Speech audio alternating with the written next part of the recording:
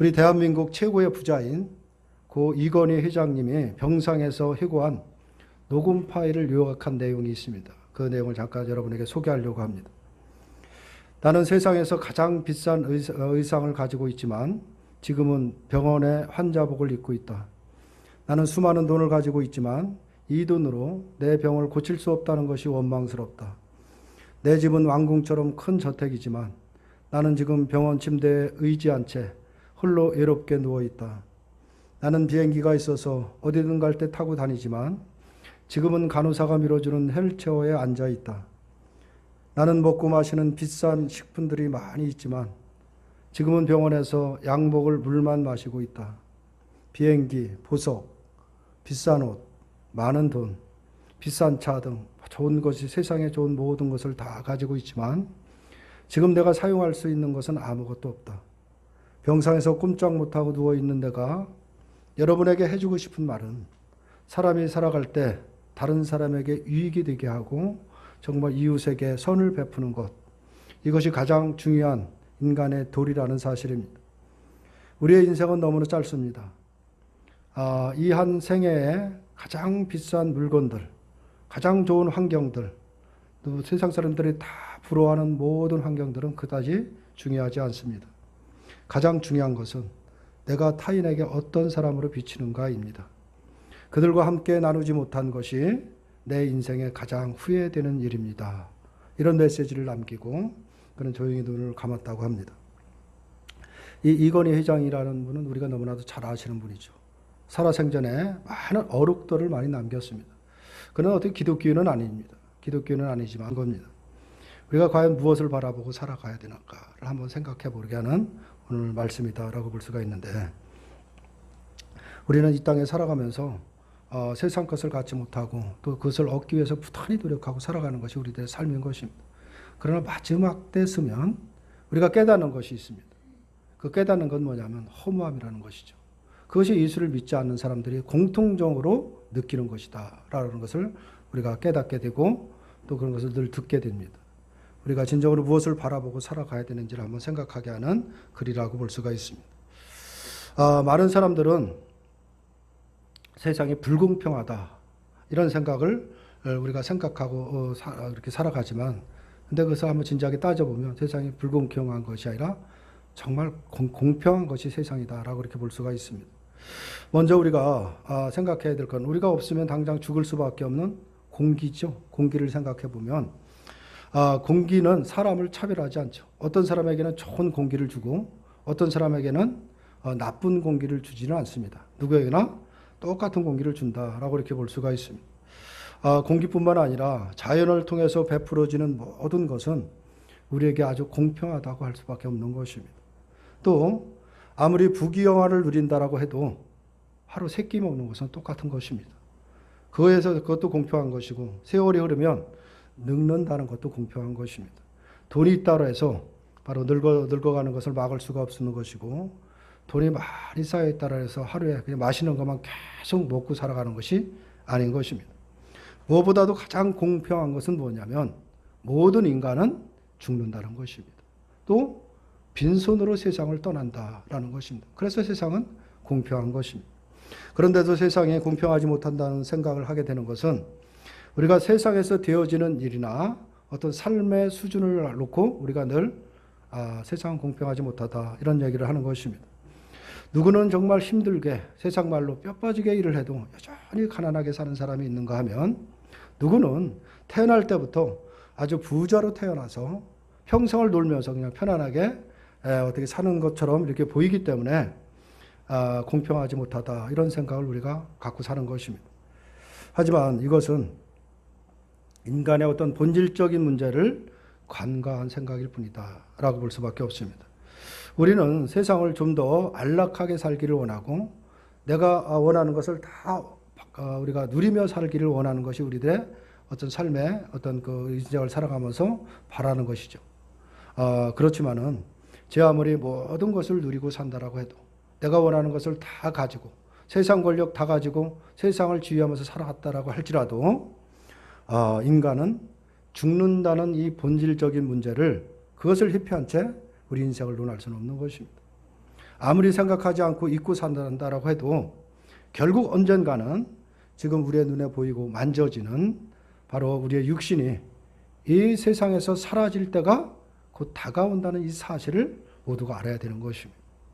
물론 인간이 죽고 육신이 사라지는 것으로 인생이 종결된다라고 하면, 다시 말해서 우리가 이 땅을 살아가다 죽는 것으로 모든 것이 끝난다라고 한다면, 어차피 한 번 사는 인생, 남들보다 많은 것을 누리고 내가 원하는 것을 많이 즐기며 살아간다고 하면 그것이 어떻게 보면 현명하다 이렇게 생각을 할 수가 있을 것입니다.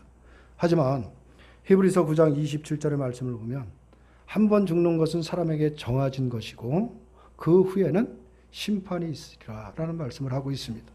이 말씀처럼 인간은 죽는다는 것으로 모든 것이 종결되는 것이 아니고 그 후에는 영원한 생명과 사망이라고 하는 문제가 우리를 기다린다는 것이 바로 우리를 긴장하게 하는 것입니다.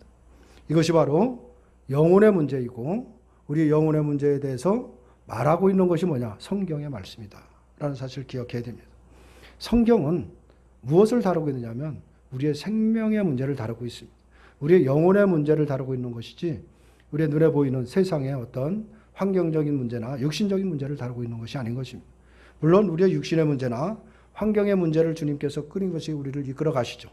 그러나 궁극적인 목적은 어디에 있냐? 우리의 영혼의 문제에 있는 것입니다. 우리의 생명의 문제에 있다라는 사실을 우리가 기억해야 됩니다. 하지만 사람들은 이 영혼의 문제를 사실적으로 느끼지 못하고 실감하지도 사실 못하는 것입니다. 그것은 어떤 면에서 당연할 수밖에 없는 것이죠. 육신은 오감으로 감각할 수 있기 때문에 항상 현재적이고 현실적이고 실제적인 문제, 그런 사실들이 우리에게 실제적으로 다가올 수밖에 없지만 영혼이라는 것은 손에 잡히지도 않고 보이지도 않는 문제이기 때문에 현세적이지도 않고 사실적이지도 않은 문제로 인식할 수밖에 없기 때문에 그런 것입니다. 그래서 우리는 이것을 믿음의 문제, 다시 말하면 믿음의 세계라고 말하고 있는 것입니다. 믿음이 있는 사람에게만 통용되고 이해되는 이야기가 뭐냐? 이 생명의 문제, 영혼의 문제인 것입니다.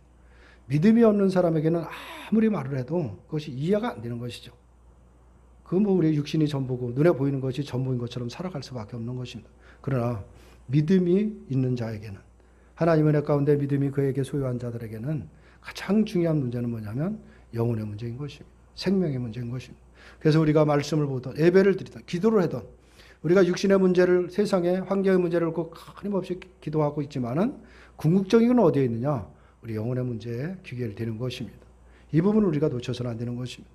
믿음은 우리의 영혼의 문제에 관심을 두게 하고, 따라서 우리의 영혼의 생명이 되신 바로 그리스도에 대한 말씀에 귀를 기울이게 하는 것입니다. 그것이 믿음인 것입니다. 그래서 세상이 들을 때는 말 같지도 않는 소리를 하고 있느냐, 그럴 수밖에 없는 것이, 그런 반응이 있을 수밖에 없는 것입니다. 그런데 그런 내용들이 믿음에 있는 성도에게는 전혀 새로운 바로 영적인 세상을 깨닫게 하고 보게 하는 진리의 빛으로 다가올 수밖에 없는 것입니다. 그래서 이 하나님의 말씀을 귀 있는 자는 듣는다, 귀 있는 자가 들을지다 라고 이렇게 말씀을 하고 있는 것입니다. 이런 말씀을 드리는 것은 우리가 보는 이 성경, 하나님의 이 말씀이라는 것은 생명의 문제에 마음에 둘 때만, 진정한 영혼의 문제, 생명이 무엇인가를 관심을 둘 때만 들릴 수 있는 내용들이기 때문에 그런 것입니다. 누가복음에서 이 누가는 바로 이 세례 요한의 입을 통해서 이 같은 사실을 지금 명백히 증거하고 있다라고 볼 수가 있는 것입니다. 다시 말해서 요한이 지금 다루고 있는 모든 것은 환경의 문제를 다루고 있는 것이 아닙니다. 육신의 문제를 다루고 있는 것이 아니라 바로 우리의 생명의 문제, 영혼의 문제를 지금 다루고 있다라는 사실을 우리가 먼저 이해를 하고 이 누가복음을 우리가 봐야 되는 것입니다. 오늘도 이 요한은 자신을 두고 그가 혹시 그리스도가 아닌가라고 이렇게 오해하는 그런 심중에 그런 마음을 품고 있는 사람들을 향해서 오늘 이 같은 말씀을 또 증거를 합니다. 오늘 16절과 17절을 보면 나는 물로 너희에게 세례를 베풀거니와 나보다 능력이 많으신 이가 오시나니 나는 그의 신발끈을 풀기도 감당하지 못하겠노라. 그는 성령과 불로 너희에게 세례를 베푸실 것이요 손에 키를 들고 자기의 타작마당을 정하게 하사 알곡은 모아 곡간에 들이고 쭉정이는 꺼지지 않는 불에 태우시리라 라는 이런 말씀을 하고 있죠. 요한의 물 세례라는 것은 말 그대로 요단강에서 베풀어진 그런 세례를 말하고 있는데, 세례를 받으러 온 사람들을 요단강에서 완전히 물에 잠기게 합니다. 물에 완전히 잠기게 했다가 다시 물에서 꺼내는 그런 형태, 그것을 물세례라고 하는데, 그렇게 하는 형식으로 지금 치러지고 있다라고 이렇게 볼 수가 있죠. 이 물세례를 지금도 침례교회는 세례장을 아예 만들어서 큰 탕을 만들어 놓고 세례식을 할 때 지금도 사람을 완전히 물에 잠겼다가 다시 꺼내는 형태로 세례를 주고 있습니다. 그래서 그걸 이제 침례라고 하는데, 침례 방식으로 지금도 치러지고 있습니다. 근데 물속에 잠기는 것을 어떤 의미를 두느냐? 죽음을 의미하고 있는 것입니다. 이제 지금까지 내가 살았던 세상적인 모든 육신의 죽음은 이제 이걸로 끝난다. 죽고 다시 물속에서 나오는 것을 통해서 다시 이제 죽음에서 새 생명을 얻은 것을, 죽음에서 건진받은 새로운 생명의 삶을 의미하는 것이 세례의식이다라고 볼 수가 있죠. 이것을 지금 누가 지금 하고 있느냐? 요한이 요단강에서 세례를 받으러 온 사람들에게 다 이같이 물세례를 행하고 있었던 것입니다. 하지만 요한의 이 물세례라는 것은 어디까지나 인간의 죽음과 생명을 의미하는 상징적인 바로 의식일 뿐이지, 실제로 그런 행위가, 그런 의식이 죽음에 처한 인간을 건지는 구원의 사건은 아닌 것이다 라는 사실을 기억해야 됩니다. 만약 요한의 물세례가 실질적인 구원의 사건이었다라고 한다면 예수님이 오실 이유는 없는 것입니다.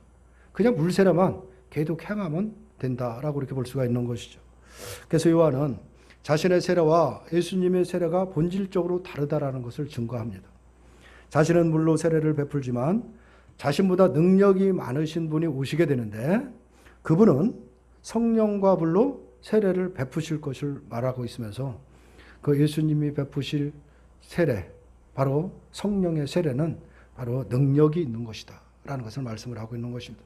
내가 지금 행하는 물세례라는 건 근본적으로 다른 것이다 라는 것을 증거를 하고 있는 것입니다. 이 능력은 바로 물론 우리를 죄에서 건지시고 생명에 속하게 하시는 능력인 것입니다. 따라서 요한은 자신의 물세례를 통해서 예수님이 오셔서 하실 일이 무엇인가를 지금 보여줌으로 인해서, 요한이 혹시 그리스도가 아닌가라고 생각하는 사람들에게 내 뒤에 오시는 예수가 그리스도로 오시는 분임을 지금 증거하고 있는 것입니다. 그래서 백성들은 그러면 왜 요한을 보고서는 혹시 저분이 그리스도가 아닌가라고 이렇게 심중에 마음에 새긴 그 마음을 생각을 갖고 있느냐라는 것이죠. 그것은 다른 것이 아니라 요한이 한 설교가 당시 그 백성들에게 마음 깊이 다가왔기 때문에 그런 것입니다. 그 요한의 설교가 우리가 지난번에도 봤던 5절 6절의 말씀이죠. 5절 6절부터 이렇게 보면, 모든 골짜기가 메워지고 모든 산과 작은 산이 낮아지고 굽은 것이 곧아지고 험한 길이 평탄해질 것이요 모든 육체가 하나님의 구원하심을 보리라 함과 같으니라, 이렇게 말하면서 또 두 벌 옷을 가진 자는 옷 없는 자에게 나눠줄 것이고, 또 세리들은 부가된 것 외에는 더 거두지 말라 라고 말씀을 하시고, 또 군인들에게는 사람들에게 강탈하지 말고 거짓으로 고발하지 말라라고 하는 이런 말씀을 하고 있는 것입니다. 만약 요한이 말씀하신 것처럼 이 말씀이 그대로 이루어진다라고 하면 세상은 완전히 달라질 수밖에 없습니다. 부자와 가난한 자의 차이가 사라질 것이고, 또 강자가 약자를 강탈하는 일이 없는 것이고, 또 그렇게 이제 살기 좋은 세상으로 될 것은 분명합니다. 그래서 백성들은 요한이 자기들에게 그처럼 좋은 세상을 만들어주기 위해서 온 혹시 그리스도가 아닌가, 메시아가 아닌가 이렇게 생각을 했던 것입니다. 다시 말하면 백성들은 생존을 위한 자신의 그 삶의 모든 환경을 개선해주고 자신들이 원하는 모든 삶으로 바꿔주기를 원하는 그런 그리스도를 생각했던 것이지, 생명을 위한 그리스도를 생각하지 않았다라는 것을 보여주고 있는 것입니다.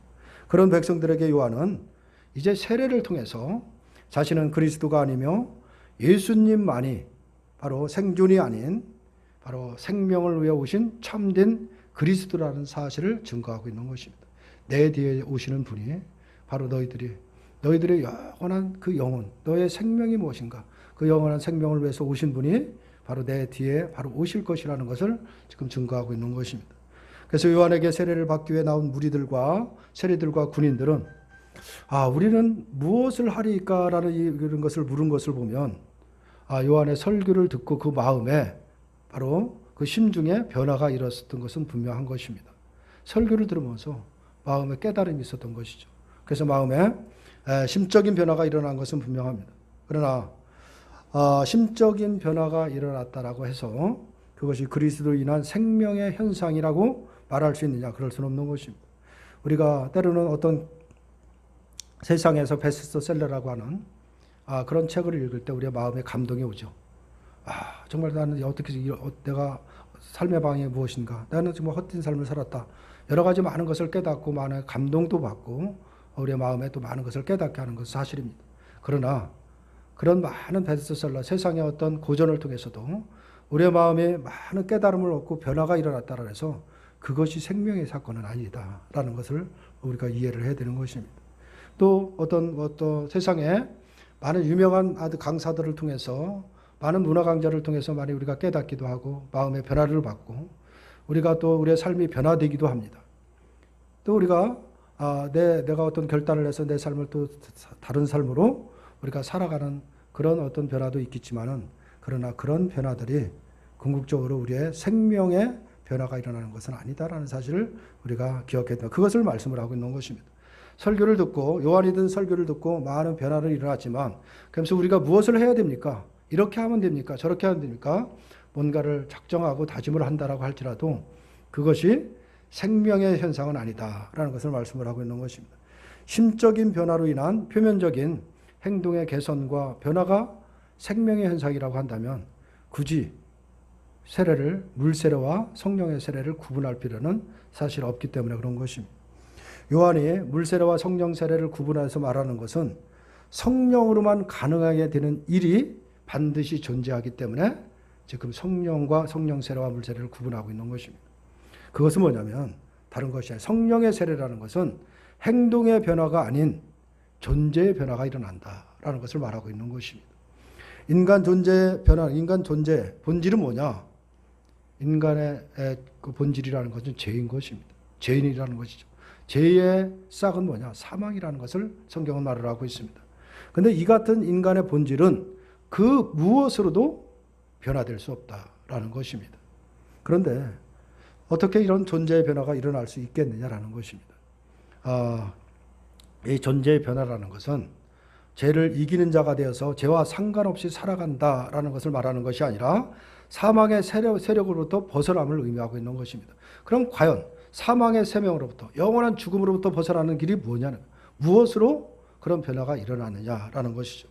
이것이 바로 성령으로 가능한 존재의 변화이고 바로 신앙 세계의 신비라는 것을 말하고 있는 것입니다. 다시 말해서 성령이 아니면 안 되는 것이다 라는 것을 말하고 있는 것입니다. 앞에서 우리가 세상은 불공평한 것이 아니라 공평하다라는 말씀을 드렸습니다. 그것은 분명한 것입니다. 세상은 공평한 것입니다. 인간의 존재적인 문제를 파고 들어가 보면 모든 인간은 공평한 것입니다. 오늘 이 본문 누가복음에서 말하는 누가가 각하라고 호칭하는 이 데오빌로나 누가복음에서 등장하는 거지 나사로가 있습니다. 거지 나사로를 우리가 비교하면 우리가 표면적으로 보면 보이는 것으로 보면 극과 극이라고 할 수밖에 없는 상반된 위치에 있죠. 하나는 각하라고 호칭하는 자리에 있고 하나는 거지라는 그런 거린으로 그런 위치에 있습니다. 행복과 불행이 선명하게 구별되는 것처럼 보이지만 존재론적인 문제에 우리가 들어가 보면 모두가 죄에 싹인 사망의 세력에 붙들려 있는 존재다라는 것은 변함이 없는 것입니다. 아무리 각하라는 호칭을 받은 데오빌로나 거지 생활하고 있는 바로 그 나사로나 결국 뭐냐? 존재적으로는 죄에 싹인 사망에 붙들려 있다라는 것을 거기서 벗어날 수 없는 것입니다. 성도는 바로 이런 성령으로 인해서 이 같은 인간의 본질적인 문제에 눈이 열리게 되는 것이고 인간을 바로 이 문제로부터 해방시키시고 자유롭게 하기 위해서 오신 바로 그리스도를 바라보게 되는 것입니다. 이것이 바로 요한이 말한 성령의 세례다라는 것을 말하고 있는 것입니다. 성령이 아니면 우리는 나의 존재를 깨닫지 못하는 것입니다. 내가 누구인지를 깨닫지 못하고 있는 것입니다. 내가 누구인지를 깨닫고 바로 나의 그 모든 문제에서 해결하시고 나를 영원한 생명으로 인도하실 바로 그리스도를 바라보게 하는 것, 이것이 바로 성령이 오셔서 하는 일이다 라는 것을 말하고 있는 것이고, 요한이 말한 성령 세례의 의미인 것입니다. 그렇기 때문에 성도는 항상 어떤 눈에 보여지는 것, 가시적인, 이 표면적인 것보다는 본질적인 것에 마음을 두어야 되는 것입니다. 눈에 보이는 것이 전부인 것처럼 우리가 살아가는 것이 아니라, 우리 눈에 보이지 않지만 영혼의 문제, 생명의 문제에 관심을 두어야 된다라는 것입니다. 표면적인 것이 아닌 본질적인 문제에 마음을 두게 되면 삶의 참된 의미가 또 무엇인지를 깨닫고 그 삶의 의미의 그 깊이를 알게 되는 것입니다. 그리고 말씀의 세계에 대해서 눈이 열리게 된다라고 볼 수가 있는 것입니다. 근데 우리가 늘 표면적인 것, 세상 일, 그런 거에만 늘 우리가 관심을 두면 말씀은 들리지 않는 것입니다. 또 말씀의 눈이 열리지 않는 것입니다. 그러나 우리가 영혼의 문제에 관심을 두시고 생명의 문제에 우리가 관심을 갖고 우리가 깊이 관심을 갖게 된다면 이 바로 성경에 눈이 열리게 되는 것이고 영안이 열리게 돼서 그 나라를 볼 수 있다라는 사실을 우리가 기억해야 됩니다. 이것이 바로 성령이 오심으로 가능한 것이다라는 것을 말하고 있습니다. 하지만 이 표면적인 것에 마음을 두게 되면 결국 눈에 보이는 것에 마음을 뺏기게 되고 보이는 것으로 웃고 울는 바로 기존의 삶의 방식으로 그대로 나갈 수밖에 없는 것입니다. 우리가 예수는 믿는다라고 하지만 여전히 눈에 보이는 것만 관심을 두게 되면 여전히 세상 일로 인해서 기뻐하고 세상에 뭐 되는 일이 잘 안 되면 계획한 것이 뭐 무너지거나 실패한 일이 나오면 낙심하고 살아갈 수밖에 사실 없는 것입니다.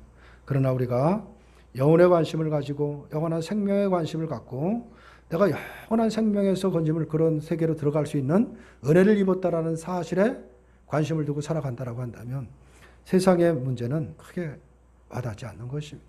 때로는 실패가 온다라고 할지라도, 때로는 어려운 일이 닥친다라고 할지라도 넉넉하게 감당하고 가는 그 힘이 어디에 있느냐? 바로 거기에 있다는 사실을 우리가 기억해야 됩니다. 우리가 예를 들어서 100평짜리 고급 빌라를 사는 사람이 있고 월세 단칸방에 사는 사람이 있습니다.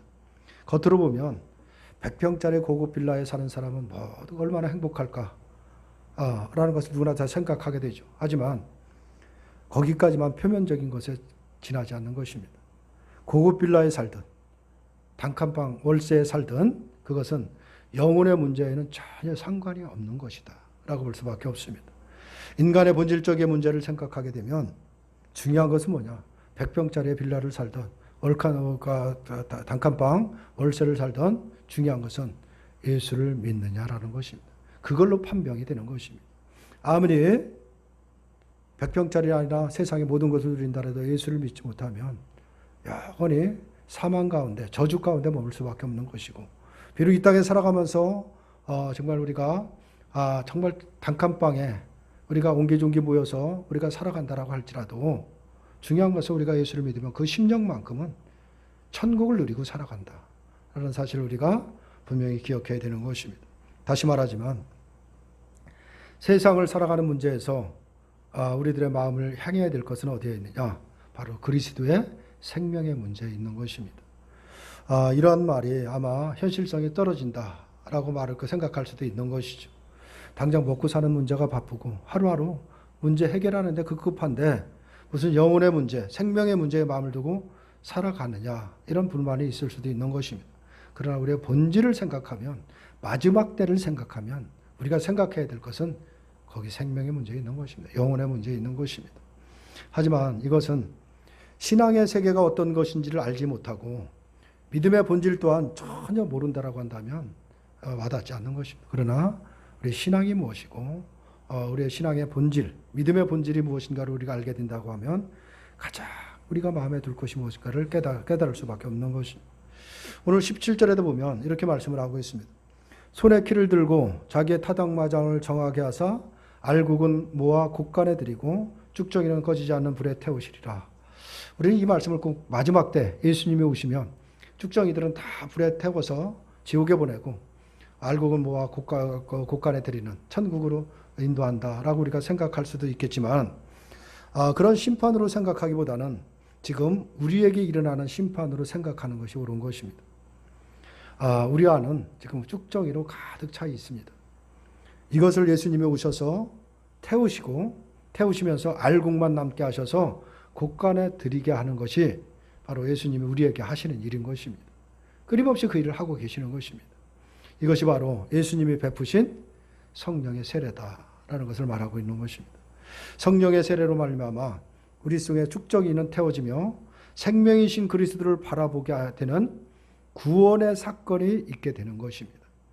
그리고 마지막 때가 이르면 성도는 생명의 알곡으로 드러나 곳간에 드리게 된다라고 볼 수가 있습니다. 이것을 약속으로 받는 것이 뭐냐? 그것이 성령 세례다라는 것을 말하고 있습니다. 성도가 성령의 세례에 담긴 이 약속을 분명히 믿고 있다라고 한다면, 다시 말해서 내가 어떤 존재인지를 믿는다라고 하면, 나는 영원한 생명으로 건진받은 하나님 나라의 백성이라는 것을 분명히 믿고 살아간다라고 하면, 표면적인 문제, 세상에 눈에 보이는 문제, 우리가 살면서 부딪히는 여러 가지 육신의 문제, 그것이 삶의 전부가 아니다라는 것을 깨달을 수가 있습니다. 우리가 끊임없이 많은 문제 속에 살아가지만 거기에 너무 낙심하지 않고 살아간다라고 볼 수가 있는 것이죠. 주님은 우리의 문제를 끊임없이 간섭하시면서 우리가 간구하고 기도할 때 그 문제를 또 우리 해결해 주시고 나가십니다. 그러나 우리의 문제를 해결하는데 거기에 모든 목표가 있는 것이 결론이 아닌 것입니다. 궁극적인 것은 뭐냐? 그 모든 문제 속에서 내가 어떤 존재인지를 깨닫고 내가 무엇을 바라보게 하느냐? 바로 생명의 문제, 영원한 그 영혼의 문제를 놓고 바라보도록 우리의 문제를 해결해 주시고 가시는 것입니다. 그런데 우리들은 어떤 문제를 부딪히면 그냥 그 문제에 안주하고 있는 것입니다. 하나님 이거 도와주세요. 이 문제 해결해 주시죠. 하나님이 해결해 주시죠. 그럼 그 문제 속에서 그 문제를 통해서 우리가 진정으로 깨달아야 될 것 깨닫지 못하고 바라보아야 될 것을 바라보지 못하고 여전히 또 세상을 바라보며 다른 문제에 부딪히고 있는 것입니다. 이러다 보면 성령의 세례라는 것은 아무런 의미가 없는 것입니다. 우리는 진정으로 문제 속에서 살아가지만 그 문제에 머물러 있는 것이 아니라 그 문제를 초월한 존재라는 것입니다. 그것이 바로 성령 세례를 받은 자들이라는 것을 우리가 반드시 기억해야 되는 것입니다. 지금은 비록 우리가 드러나지 않지만, 눈에 보이지 않지만 생명의 문제가 가장 중요함을 알고 모든 인생의 생명의 길을 가는데 집중하겠다는 분명한 결단이 있어야 됩니다. 우리가 마지막 때 우리는 지금 뭐 영원한 생명, 영원 보이지 않죠. 희미하죠. 우리가 예수를 믿고 우리가 믿음으로 간다라 하지만 이게 사실일까? 그런 의심을 들 수도 있는 것입니다. 눈에 보이지 않고 희미하며 잡히지 않지만 마지막 때 우리의 생명이 다하는 날 그때 주님 앞에 섰을 때 정말 내가 잘했구나. 내가 예수 믿기를 잘했구나. 그 안도가 있을 것입니다. 그러나 만약에 그걸 의심하고 우리가 살아간다고 한다면 돌이킬 수 없는 일이 있다는 사실을 우리가 기억해야 되는 것입니다. 때로는 우리가 어렵고 이 세상에 살아가면서 부딪히는 많은 문제 속에서 세상 사람들보다 예수를 믿지 않는 자보다 많이 어떤 것을 누리지 못하고 불이익을 당하는 것 같이 그런 느낌을 받으며 살아갈지는 모르지만 그때를 생각하면 모든 것을 넉넉하게 감당하는 것입니다. 그래서 성령의 세례를 받은 자들은 이 땅에 살아갈 때 영원한 천국 백성답게 그 천국을 누려가며 살아가는 것입니다. 그 은혜 가운데 하루하루 살아가는 것입니다. 그럴 때 우리들의 삶은 주님께서 계획하신 대로 우리들을 인도한다는 사실을 우리가 기억해야 되는 것입니다. 우리가 지금은 드러나지 않지만 생명의 문제, 이 문제에 늘 우리가 관심을 갖고 살아가야 되는 것입니다. 이것이 바로 성령 세례를 받은 성도의 성도됨이다 라는 사실을 우리가 반드시 기억해야 됩니다. 우리가 몸담고 살아가는 이 세상은 항상 불안하고 혼란스럽고 공평하지 못한 것처럼 보이는 것입니다. 하지만 성도는 이러한 세상에서 주님이 오시는 그날까지 예수님이 가신 그 길이 곧 생명의 길임을 우리가 반드시 기억하고 그 길을 따라가는 것입니다. 묵묵하게 걸어가야 되는 것입니다. 그래서 세상이 어떻게 살아가든 예수를 믿는 자들은 오직 그리스도만을 바라보고 살아가는 것입니다. 이것이 바로 성령 세례를 받은 자다라는 것을 말하는 것이고, 성령 세례를 받은 자들은 반드시 예수님이 그런 삶으로 인도한다는 사실을 기억하시고, 하루하루 우리가 이 땅에 살아가며 정말 척박하고 여러 가지 많은 문제 속에 살아가지만 거기에 묻히지 않고 정말 주님이 가신 길을 우리가 기쁨으로 찬송하며 갈 수 있도록 우리에게 은혜 달라고 날마다 기도하시는 저와 여러분들이 되시기를 주님의 이름으로 축원합니다.